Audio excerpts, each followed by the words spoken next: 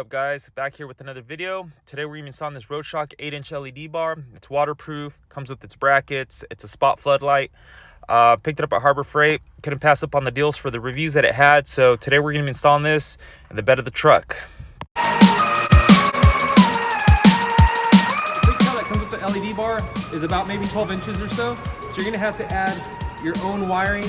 That way you can reach down to wherever you're going to connect it. In this case, I'm going to tap into the bed lights.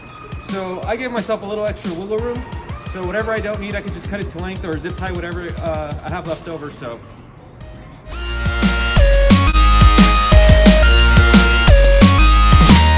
I'm going to be mounting up the LED bar dead center of the bed on the back side, right below the bed rail. I didn't want it too exposed from the outside in, so right below the bed rail is where I'm going to be mounting it up.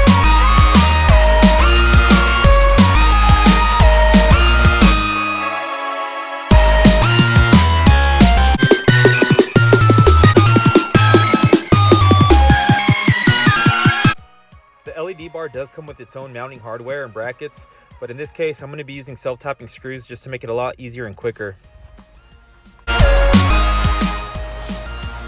Alright, so right underneath the fuel door lid, if you look right underneath the fuel hoses here, you're going to see a connector. Let me zoom into that.